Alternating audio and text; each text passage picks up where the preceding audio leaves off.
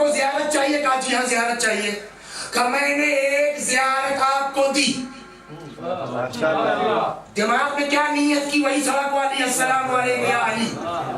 اس نے کہا میں نے اپنا قرضہ معاف کیا. یہ سیوا جاری ہو گیا، بات ختم ہو گئی. انہوں نے قرضہ معاف کر دیا، ان کے اکاؤنٹ سے ایک زیارت نکل گئی.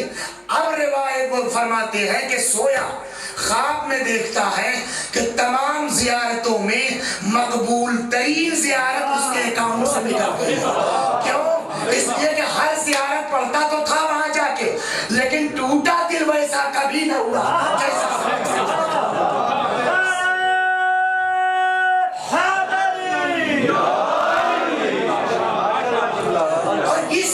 استاد کے اس واقعے پر یقین اس لیے آتا ہے کہ ایسا ہی واقعہ پیغمبر کے زمانے میں ہو چکا. سیم بتائیے نجاست کے نہیں، سیم واقعہ ہو چکا. وہ حدیث بڑی مشہور ہے نا، النظر الی وجہ علی عبادہ، علی کے چہرے کی طرف نگاہ ڈالنا ہے نا. پیغمبر ہے، تشریف فرما ہے، کچھ اصحاب ہیں. اتنے میں رسول اللہ نے فرمایا وہ جو آدمی آ رہا ہے آج اس نے ایسا عمل کیا ہے کہ اگر اس کا گناہ واقعی عجیب ہے، اخلاص کی کیفیت عجیب ہے. آج اس نے وہ عمل کیا ہے کہ اگر اس کا گناہ دنیا کے گناہ گاروں پر بانٹ دیا جائے سب بہشتی ہو جائے گی.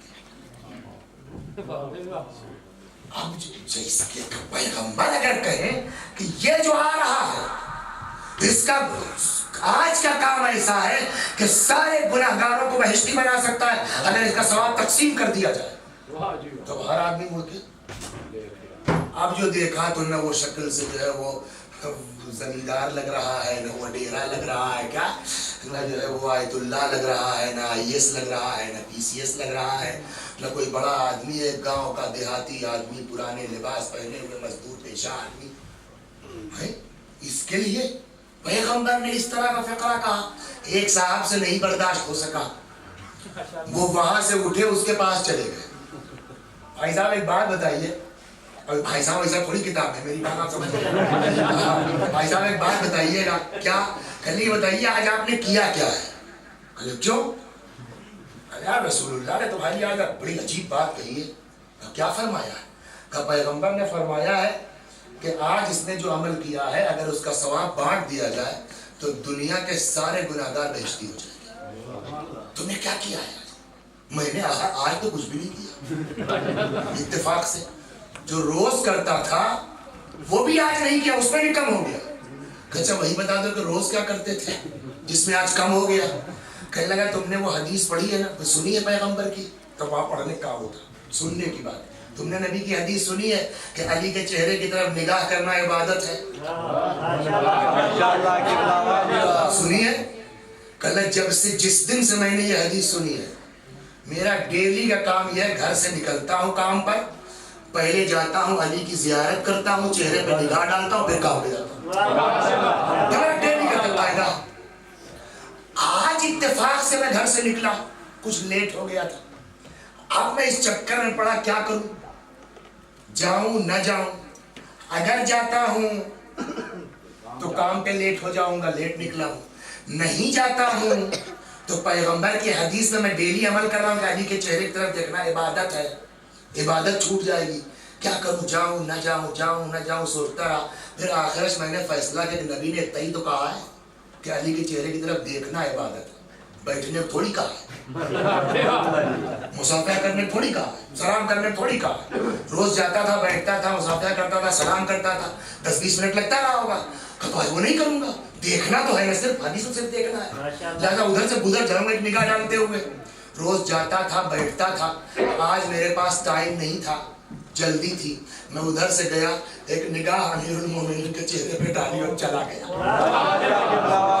روز بیٹھتا تھا مگر ثواب نہیں بیان ہوا، آج صرف ایک نگاہ ڈال کے چلا گیا تو نبی نے ثواب بیان کیا. مسئلہ کثرت عمل کا نہیں ہے، دل کی کس پاکی کے ساتھ آئے. صلوات بر محمد، کس طہارت کے ساتھ آئے. بس یہاں تک جب آپ آ گئے تو عمل اللہ کی بارگاہ میں کب مقبول ہو جائے، کب اخلاص کے ساتھ ہو جائے، اس کی بھی کوئی گارنٹی نہیں ہے۔ اور قرآن نے وعدہ کیا ہے جنرل نیکیوں کے لیے، بات یہاں سے اسٹارٹ ہوتی ہے۔ جنرل نیکیوں کے لیے قرآن نے کیا کہا ہے؟ من جاء بالحسنۃ فلہ عشر امثالھا، جو ہماری بارگاہ میں نیکی لے کے آئے گا اس کو ایک کے بدلے 10 دیا جائے گا۔ اہل بیت کی محبت کو بھی نیکی کہا گیا ہے، لیکن وہاں یہ نہیں بتایا گیا کہ کتنا دیا جائے گا، یہ کہا گیا اس سے بہتر دیا جائے گا۔ تو 10 سے کم کا تو سوال ہی پیدا نہیں ہوتا۔ اب جتنا اخلاص بڑھتا جائے گا اتنی اجرت بڑھتی جائے گی۔ لہٰذا اگر ہم کوئی کام عشق اہل بیت کے ساتھ کرتے ہیں تو 10 گنے سے زیادہ تو یقینی ہے۔ صلوات اب اس کو یہی چھوڑ دیجیے۔ ایک روایت میں آپ کو اور پڑھ دوں، جنرلی طور پر کسی عام انسان مومن کی مدد کرنا، پتہ اس کا مرتبہ کیا ہے، اس کی حیثیت کیا ہے؟ اگر کوئی شخص کسی بندے مومن کی، صلوات پڑھیے محمد،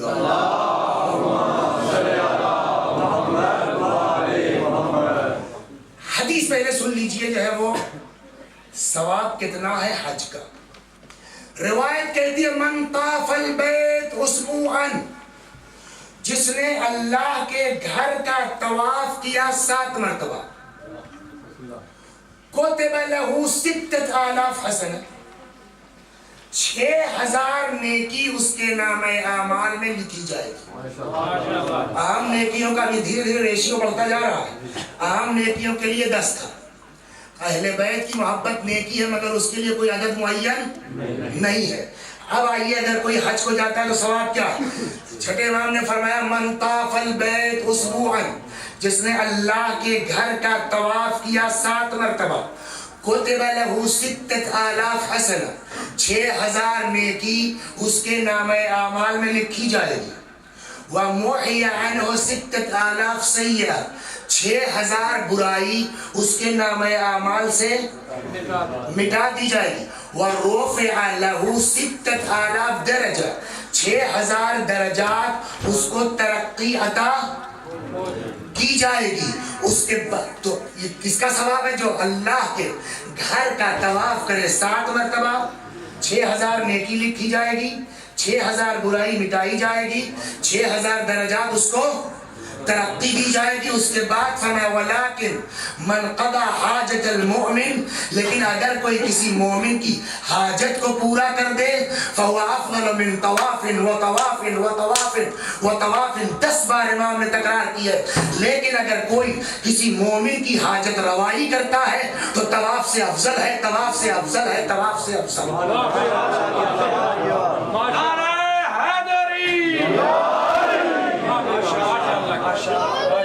یہ تو ہو گیا ڈائریکٹ۔ اعتکاف کی فضیلت بڑی ہے، اس میں کوئی شک نہیں۔ اعتکاف کے معنی معلوم ہے۔ اب یہ ہے کہ میری اوقات نہیں ہے کہ میں کسی کام میں نیکی میں شامل ہو سکوں، لیکن مجھ کو یہ پتا ہے کہ اگر میں ٹیلی فون کر دوں گا ان کو تو یہ بندے مومن جو ہے وہ یہ کام کر دے گا۔ مثلا یہ حسینیے کی تعمیر ہونی ہے، میں ان کو اگر فون کر دوں گا تو یہ 1000-2000 پاؤنڈ تو دے ہی دیں گے، ہے نا؟ پتہ ہے اس ٹیلی فون کا ثواب کتنا ہے؟ صلوات آپ کہے سر اس زمانے میں ٹیلی فون کہاں تھا؟ میں نے کہا اس زمانے میں جا کے سفارش ہوتی ہے، اب ٹیلی فون دونوں بات برابر۔ روایت کہتی ہے، دیکھیں طواف کا ثواب آپ کو معلوم ہو گیا، طواف کا ثواب کتنا ہے؟ خانہ کعبہ مسجد الحرام میں اعتکاف میں تھے امام حسن علیہ السلام۔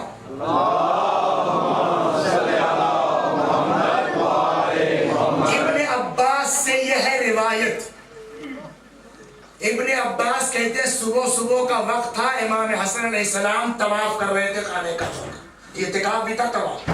اتنے میں صبح صبح ایک آدمی مسجد میں مسجد الحرام میں آ گیا، کعبے میں، امام کو سلام کیا، امام نے جواب سلام دیا۔ اس نے کہا صاحب ہماری یہ پرابلم ہے کچھ، حضرت نے فرمایا قسم ہے کعبے کی یا رب کعبہ کی، آج صبح اس عالم میں کہ میرے پاس کچھ نہیں ہے، اس نے کہا مولا کوئی بات نہیں ہے، اصل میرا کیس یہ ہے کہ میں نے فلاں آدمی سے کچھ ادھار لیا اور اس کا کہنا یہ ہے کہ اگر تم نے قرضہ نہیں ادا کیا آج تو میں تم کو شکایت کر دوں گا، جیل بھیج دوں گا۔ اب یہ پتا کہ امام اعتکاف میں ہے، مسجد سے اعتکاف کا مطلب مسجد سے باہر تو نکل کے جا نہیں سکتے، لہذا اس نے نہیں کہا کہ جا کے، کہ اگر اتفاق سے وہ آ جائے طواف کی غرض سے یا زیارت کی غرض سے آپ سے مل جائے تو آپ امام ہیں، آپ کی ایک حیثیت ہے، آپ کہہ دیں گے تو سن لے گا، ذرا سا آپ اس کو سمجھا دیجئے، تھوڑا سا ہم کو مہلت دے دیں، میں انشاءاللہ انتظام کر کے دے دوں گا۔ امام نے کہا ٹھیک ہے، وہ چلا گیا۔ ابن عباس کہتے ہیں کہ جب وہ چلا گیا تو امام حسن علیہ السلام نے طواف چھوڑا، اعتکاف توڑا اور اب خانہ کعبہ سے باہر نکل رہے ہیں۔ میں نے کہا آقا کہاں؟ کہا چلو اس مومن کی سفارش کر کے آتے ہیں۔ میں نے کہا آقا آپ طواف کر رہے تھے، اعتکاف میں ہے۔ امام نے فرمایا مجھ کو اچھی طرح یاد ہے کہ میں اعتکاف میں ہوں، مجھ کو اچھی طرح یاد ہے میں طواف کر رہا تھا، لیکن کسی بندے مومن کی حاجت روائی کے لیے سفارش کی غرض سے جانا اعتکاف سے بڑھ کے ہے، طواف سے بڑھ کے۔ صلوات بر محمد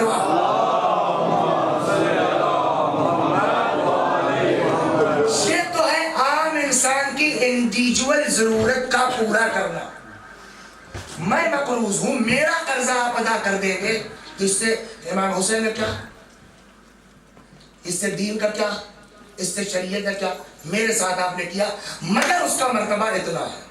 لیکن اگر کوئی کار خیر ایسے میں انجام دے کہ جس کا تعلق دین سے ہو، جس کا تعلق مذہب سے ہو، جس کا تعلق شریعت سے ہو، جہاں جو ہے وہ معارف اہل بیت بیان کر رہے ہوں، یقین کیجئے جب تک آپ کا دیا ہوا 1 پاؤنڈ بھی اس میں شامل ہے، جب تک یہ عمارت رہے گی، لوگ آتے جائیں گے، مجلسیں پڑھتے جائیں گے، آپ کے اکاؤنٹ میں قبر میں ثواب یہاں سے پہنچتا جائے گا۔ عقل مند وہ انسان ہے جو تیزی کے ساتھ اس حسینیے کی تعمیر میں حصہ لے۔ صلوات بر محمد۔ اور خاص کر کے وہ جگہ جہاں فضائل اہل بیت اور مجلس حسین بیان ہوتی ہوں۔ اب میں مس کر رہا ہوں، پتہ نہیں میں نے پہلی دوسری محرم کو یہ نقل کیا کہ نہیں کیا، اگر کیا تو پھر سے سن لیجیے، نہیں کیا تو تازہ ہو جائے گا۔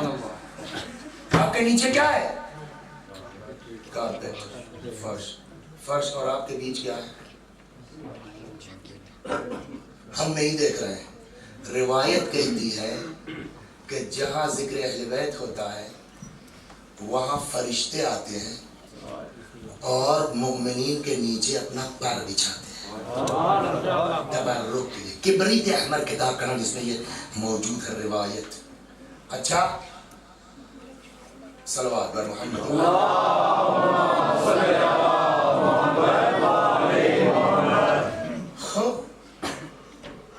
امام جعفر صادق علیہ السلام اللہ علیہ حضرت نے اپنے ایک صحابی سے پوچھا یہ بتاؤ تم لوگ کبھی آپس میں بیٹھتے ہو، اہل بیت کے امور پر، ان کے فضائل و ولایت پہ گفتگو کرتے ہو؟ اس نے کہا ہاں بیٹھتے ہیں ہم لوگ، ولایت میں گفتگو کرتے ہیں۔ امام نے فرمایا میری دلی خواہش ہے کہ ایسے جلسوں میں بھی آ کے بیٹھوں، جہاں بیٹھنے کی خواہش امام کر رہے ہوں اس کی چھت تیار کرنے میں اگر آپ کی چونی بھی شامل ہے تو کتنا بڑا شرف ہے۔ آپ غور کر رہے ہیں؟ اب آئیے تو آپ کے نیچے فرشتے ہیں، آج تو نہیں دکھ رہا ہے مجھ کو، کل جو ہے وہاں پہ ہمیں آج بھی رکھا ہوا ہے، وہ رکھے ہوئے صاحب جو ہے وہ تبرک کا بعد میں جو ہے تبرک دیا جائے گا، تو آپ لوگ جو ہے ان کو تو تبرک مل جائے گا۔ روایت کہتی ہے آپ کے نیچے پر بچھائے ایک آدمی بیٹھا ہے، فرشتہ بیٹھا ہے، اس کا تبرک کون دے گا؟ یہ تو ذکر حسین میں آئے ہیں، صلوات بر محمد۔ حسینیے کی عظمت پہچانیے، اس کا تبرک کون دے گا؟ روایت کہتی ہے جہاں ذکر حسین ہوتا ہے، مجلس ہوتی ہے، اہل بیت کا تذکرہ ہوتا ہے، فرشتے آتے ہیں، تو آپ کو تو جو ہے وہ کوک دے دیا گیا، آپ کو تو ایک سیب دے دیا گیا، آپ کو سب چاول کا ایک پیک دے دیا گیا۔ فرشتوں کا کیا ہوا؟ کہتے ہیں فرشتے تو سب کھاتے پیتے نہیں، تو ان کا انتظام الگ ہوتا ہے. ان کا تبرک کا آپ انتظام نہیں کرتے. روایت میں لفظ تو نہیں ہے لیکن میں سمجھتا ہوں کہ جس کی مجلس ہوتی ہے شاید وہ خود انتظام کرتی ہے ان کے تبرک کا. تبرک کیا ہے؟ جب یہ پلٹ کے بزم ملائکہ میں جاتے ہیں تو فرشتے کہتے ہیں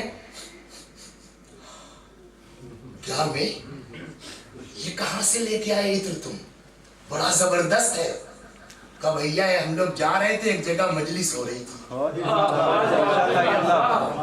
کبریت احمر میں یہ روایت ہے. ہم لوگ وہاں چلے گئے بھیا. وہ مجلس کی واپسی میں کہ وہاں کا تبرک ہے گویا کی تبرک نہیں یوز ہے اس میں کتاب میں. تو یہ جو ہے وہ ذکر اہل بیت کی خوشبو ہے. تو وہ جو فرشتے نہیں آئے رہے تھے کہتے یار ہم کو بھی لے چلو. کہاں ہو رہی تھی؟ لے چلو ہم کو بھی. تو کہتے میاں کیا تو بند ہو گیا تالا نہیں پبلک. کب وہ پبلک چلی گئی وہ جگہ تو ہوگی. وہ جگہ تو ہے نا جہاں ذکر اہل بیت ہو رہا تھا. کہاں کہ جگہ بتا دو.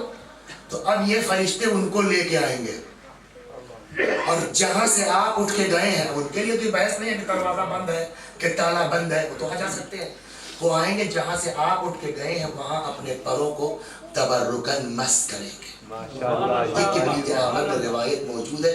اس سے بڑھ کر کے اور امام باڑے کی امام بارگاہ کی حسینیہ کی ممبر کی اور کیا فضیلت بیان ہو سکتی ہے کہ جہاں آ کے فرشتے ہم نے تو سنا تھا کہ حسین کے جھولے سے پرمس کیا جاتا ہے.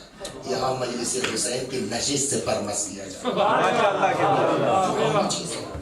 اب اگر کوئی آدمی ایسی جگہ کی تعمیر میں حصہ لے لے تو کم از کم میرے پاس تو الفاظ نہیں ہے کہ میں بیان کر سکوں کہ اس کا ثواب کہاں جائے گا.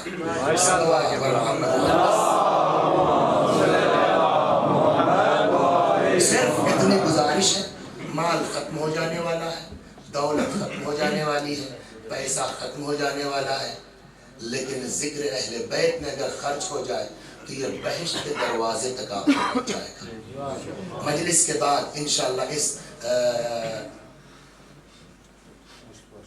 جگہ کی سینٹر کی جو ہے توسیع کا کام شروع ہونے والا ہے انشاءاللہ, اور کافی لمبا خرچ ہے. جیسا کہ مجھ کو شاہ صاحب نے بتایا کافی لمبا خرچ ہے. وہ 1 2 4 10 20 آدمی کے بس کی بات نہیں ہے. جتنا زیادہ سے زیادہ اپنے مرحومین کو آپ کر سکتے ہیں, حتیٰ صلوات پڑھیے محمد والے. مرحومین بھی توقع رکھتے ہیں کہ اگر ہمارا بچہ کوئی کار خیر کر رہا ہے تو ہم کو شامل کرے. ماشاءاللہ توقع ہے, باپ کو توقع ہے. آپ نے علامہ طباطبائی کا نام سنا ہے؟ سنا ہے. 20 جلدوں میں ان کی کتاب ہے کیا؟ تفسیر کی المیزان. ایک دن ان کے بھائی جو گاؤں میں رہتے تھے ان کا خط آیا کہ میں نے والد صاحب کو خواب میں دیکھا ہے وہ آپ سے ناراض ہے. عجیب ہے. اللہ میں طباطبائی کیا کہا؟ انہوں نے کہا کہ محمد حسین نام تھا ان کا, محمد حسین طباطبائی. محمد حسین نے اتنی زبردست تفسیر لکھ دی اور میرا حق مجھ کو نہیں دیا. نہیں آئی دماغ میں یہ چونکہ ہاں بات تو صحیح. اسی وقت کہتے ہیں کہ میں نے نیت کی فوراً کہ پالنے والے اس تفسیر کے لکھنے کا جو بھی ثواب ہے اس کا 1/3 میں اپنے باپ کو ہدیہ کرتا ہوں. بھائی ہے جو ہے وہ سینکڑوں میل دور, نہیں پتا کہ ان کی نیت کیا ہے. معلوم ہوا ہفتے بعد دوسرا خط چلا آ رہا ہے. میں نے پھر والد صاحب کو خواب میں دیکھا کہ ہاں محمد حسین سے کہہ دو میرا حق مجھ کو مل گیا. صلوات محمد. تو نہیں کہ اپنے لیے, اپنے مرحومین کے لیے, اپنے والدین کے لیے, خدا نہ کرے کسی کی زندگی میں اس کی اولاد کا انتقال ہو جائے, لیکن اگر خدا نخواستہ کسی کے ساتھ ہے اپنے بیٹے کے لیے, اپنے عزیز کے لیے, اپنے رشتہ دار کے لیے ثواب میں شریک کیجئے. یہ روح منتظر ہے کہ ہمارا رشتہ دار, ہمارا بھائی, ہمارا بیٹا, ہمارا عزیز ہم کو کچھ بھیج. اور اس کے لیے کتنے لوگوں کے پاس پیسے ہیں ان کی سمجھ میں نہیں آ رہا ہے کہاں خرچ کریں. کتنا بہترین موقع آپ کے لیے ہے کہ حسین کا گھر جو ہے وہ اس کی وسعت ہونے جا رہی ہے اور آپ کو بلایا جا رہا ہے کہ حسین کے خیمے کو بڑھانے میں تعاون کرو. اس سے بڑا شرف نہیں ہو سکتا. بس اس سے زیادہ میں آپ کا وقت نہیں لوں گا. مجلس کے بعد انشاءاللہ جو ہے وہ آپ کے سامنے جو ہے وہ اس حسینیے کے افراد آئیں گے, ہاتھ پھیلائیں گے. آپ سے جو ہو سکے میری گزارش یہ ہے کہ جتنا زیادہ سے زیادہ کر سکے آپ, اس لیے کہ جب ایک طواف کا بدلہ 6000 ہے تو عشق اہل بیت کی بنیاد پہ نکلنے والا پیسہ وہ کئے گنا ہوگا میں معین نہیں کر سکتا.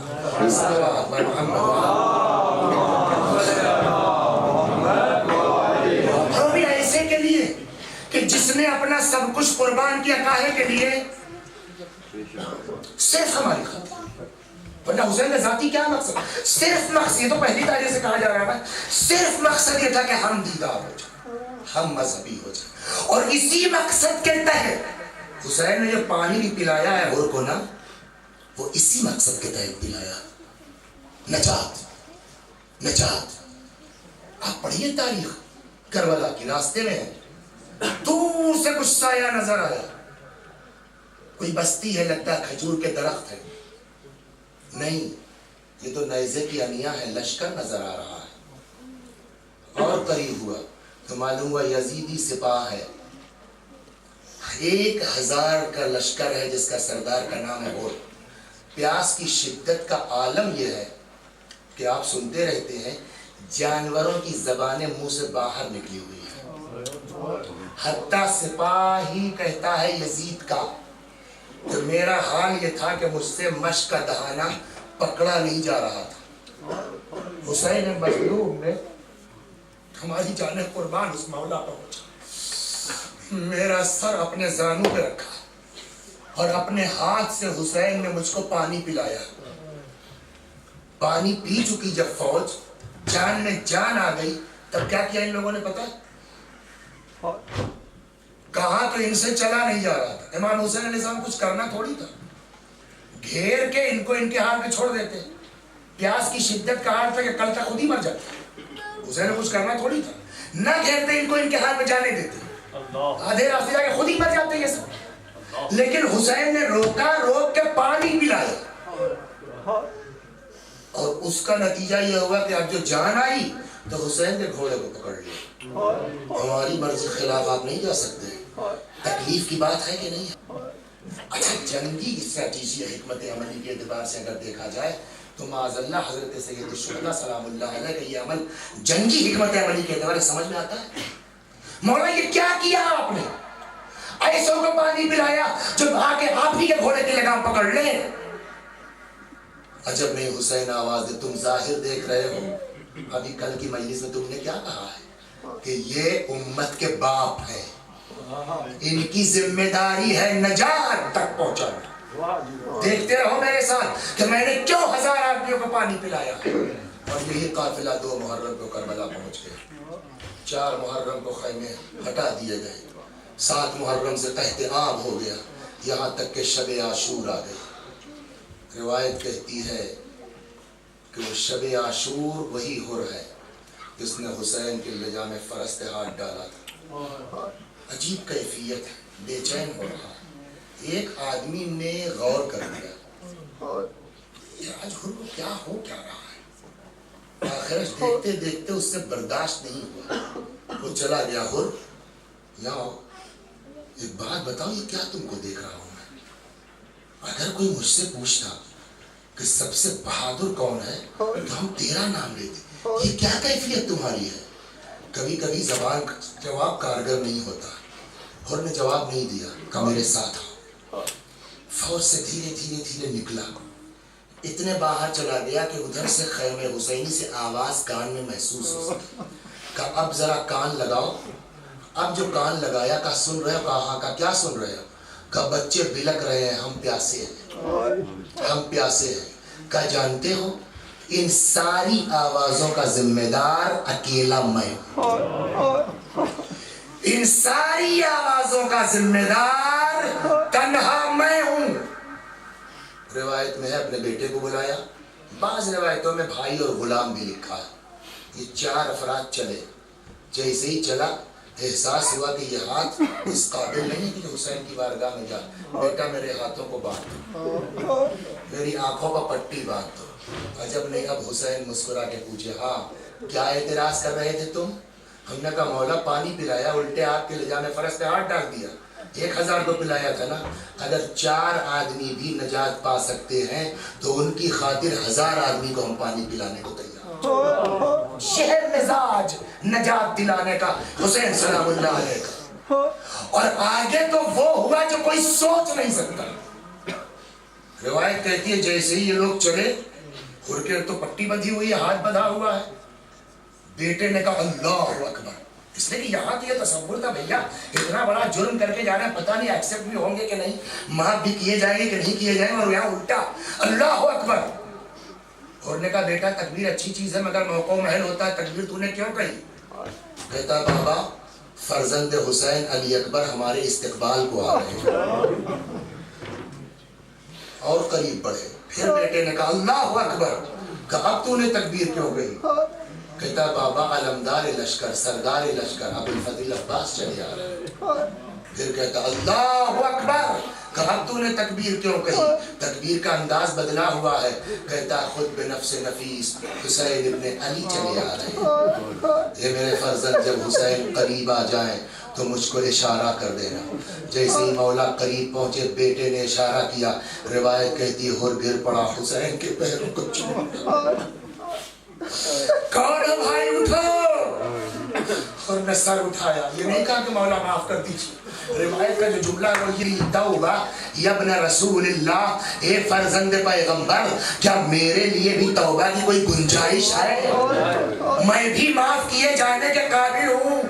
حسین نے اٹھا کے کلیجے سے لگایا, ہاں ہندوت ہے تاب اللہ علیہ, ہاں توبہ کر, اللہ قبول کرنے والا ہے. حسین نے ان کو معاف کیا. اب یہاں پر کتاب کی بات ایک تصور کر لیجئے. فرض کیجئے ہماری کسی سے جنگ ہو گئی, خدا نخواستہ ہماری کسی سے لڑائی ہو گئی, ہماری وجہ سے مقدمے بازی کے چکر میں اس آدمی کا مکان بک گیا, اس کے بیٹے کا علاج نہیں کر پایا, جو ہے وہ مر گیا. ہم کو اب احساس ہوا کہ ہم نے غلط کیا. ان کے پاس گئے, ان کے پاس گئے, ان کے پاس گئے, ذرا چلیے بات کر لیجئے بھائی, جو کہیں ہم تیار ہیں مگر معاف کر دیں. وہاں پہنچے کہ بھائی جانے دیجئے مولانا, وہ غلطی کا احساس ہے, معاف کر دیجئے. ان کا ٹھیک ہے.